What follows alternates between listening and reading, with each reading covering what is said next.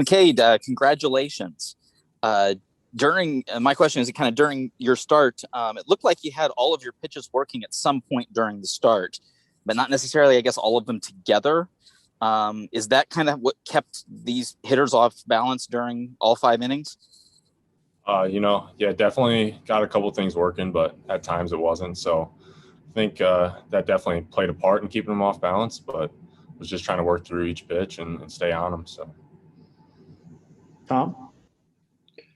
McCade, have you been a part of no-hitters before in your career, young or old? I have not. I was close in high school one time, but ended up giving up a hit. So this is the first time. John? I guess what would you say about the defense behind you guys? I think Tank Esplin made some plays. Obviously, in the dugout, you would have saw the last play that Braydon and all those guys kind of got for you. I mean, what would you say about how well the defense performed behind you guys? Defense was outstanding. They're great players. Tank had a great day too. A lot of good plays over there short, and they're great out there. So it gives a lot of confidence to the pitchers when you got a good defense behind you. Go ahead if you have another, John. Yeah, just how did you work out some of those jams? I mean, I think you had bases loaded. What was that in the second inning? What did you do to kind of bear down there and get out of it so you wouldn't have any trouble after that? Yeah, I think it was just more of falling back to things that Coach and Parker and I have talked about, the different cues for me and trying to just stay through every pitch and just trust it. So that was kind of a big thing. All right, McCade, thank you. Thank you, guys.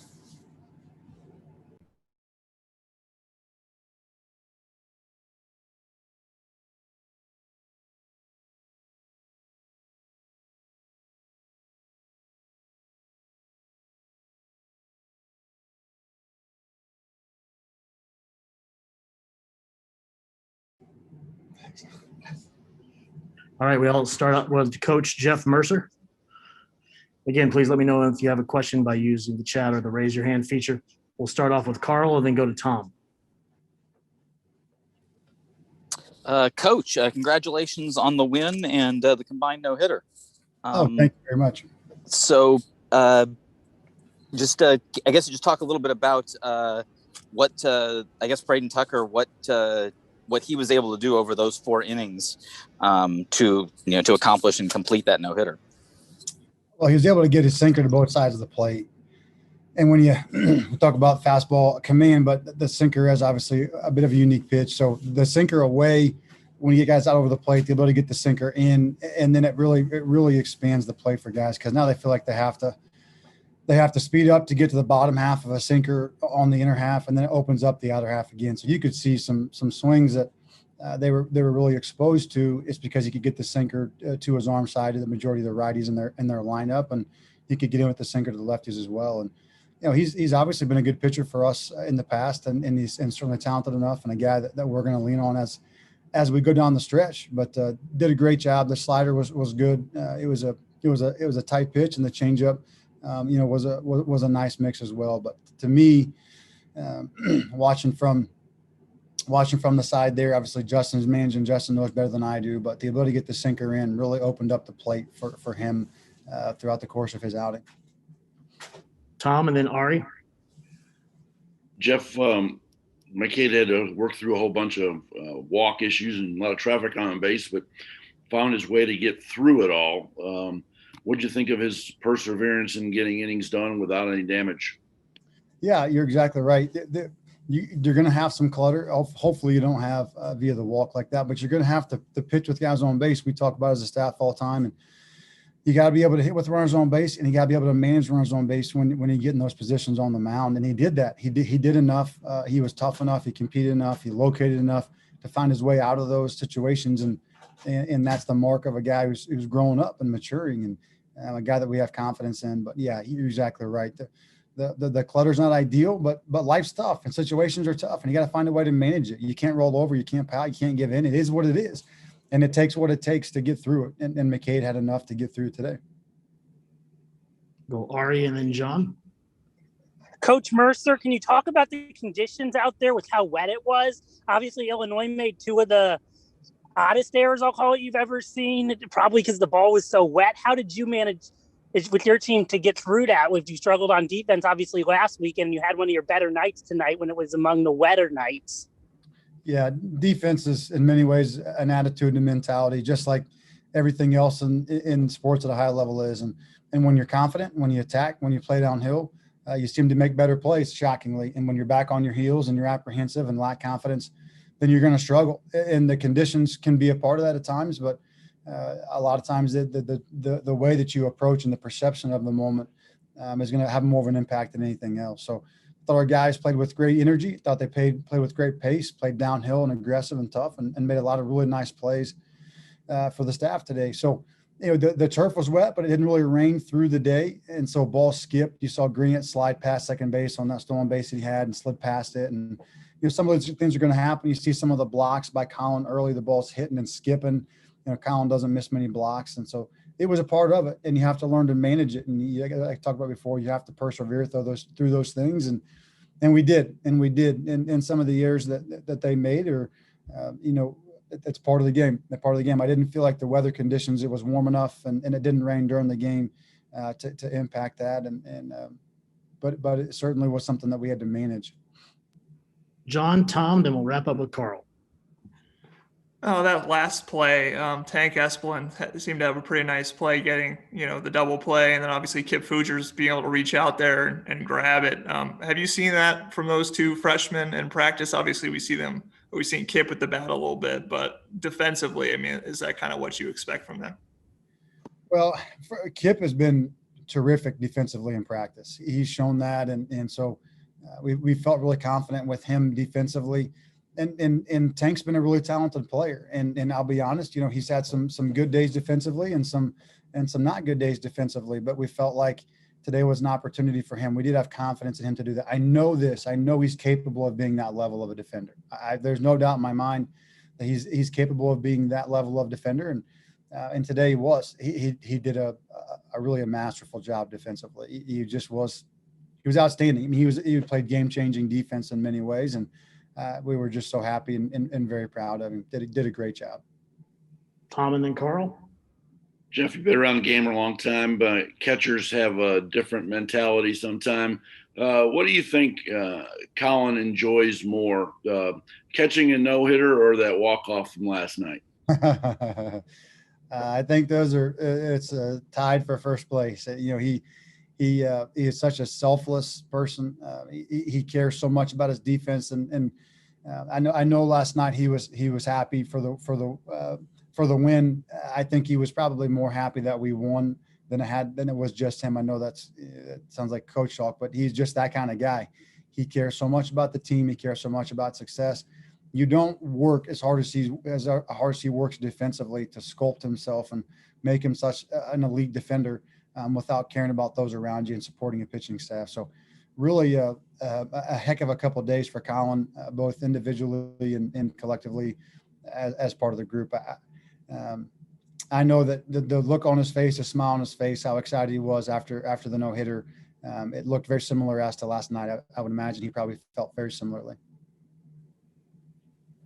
All right, last one for Coach Mercer comes from Carl.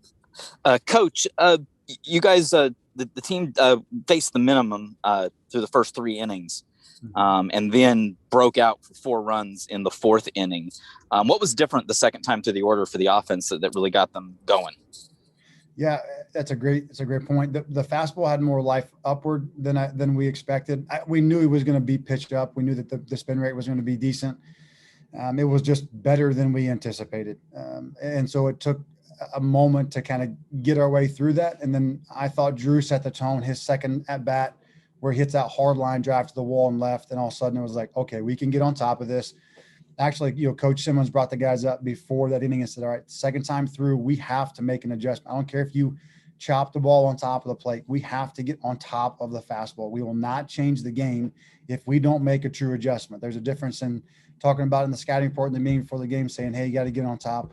And all of a sudden you get in the game and he's low 90s and he's spinning the balls at the top of the zone and we're swinging through it and under it and chasing up. And you have to make a true commitment to get on top of a guy like that. And once we did that, then you could see where the game opened up for us. And and everyone chipped in there, collectively. And the thing I was the most happy with was seeing we talk so much about being the better team with 2 strikes and 2 outs. And I think 7 of the 8 runs were driven in with 2 outs and several of them with 2 strikes, Kip with 2 strikes, and later in the game, Morgan with 2 strikes. And so the adjustment, with Coach Simmons making in the dugout there, and the guys were able to carry it over and getting back on top of the ball. And then he hung a few pitches and we were able to capitalize, but he's a really good arm. He's a really talented arm, and a guy that's going to win a lot of games for them. All right. Thank you, Coach Mercer. Thanks, guys. Appreciate it.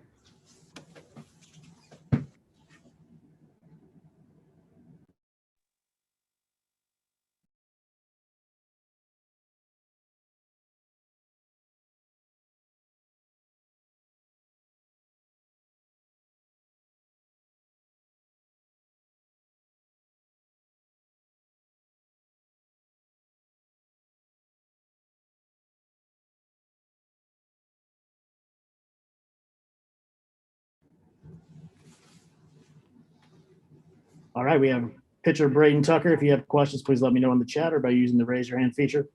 Go ahead and start us off, Carl. Hello, Braydon. Congratulations. Can you just kind of tell us what you were thinking when you came out there for the 9th?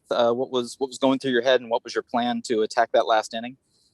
My first plan was just to get ahead with fastballs, make sure guys were beating themselves in their bats, just getting ground balls. To be honest, I had no clue we had a no-hitter going. I wasn't even looking at the scoreboard. I was just trying to get ahead in counts and make sure guys were just pretty much just beating themselves in their bats, just missing barrels, doing my job. Tom? I asked McCade earlier if he'd been a part of a no-hitter before in his career at any level, and he hadn't. I was kind of surprised by that. What about you? Have you been involved with the no-hitters before? I was close my senior year in sectional. I think I had 20 strikeouts in 7 innings.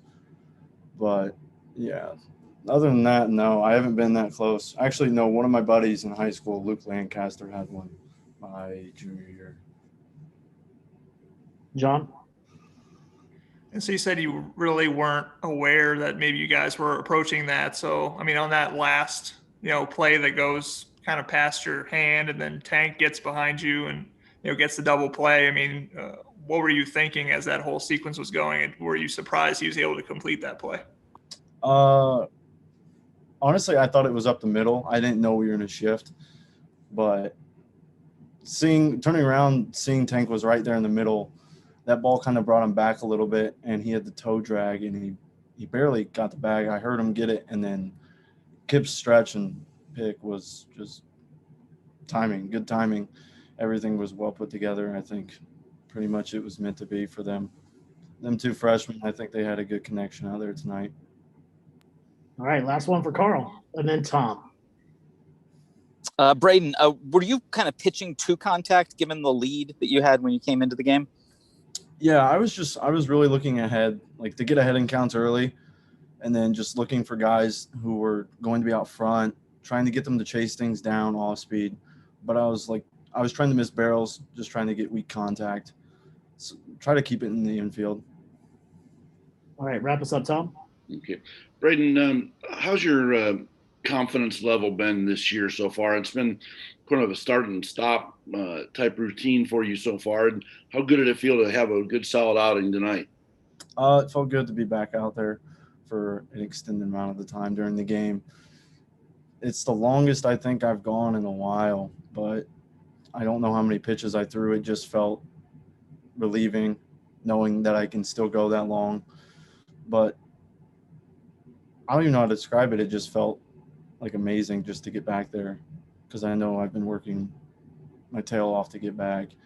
So I've had my confidence, but I think tonight was a really good booster.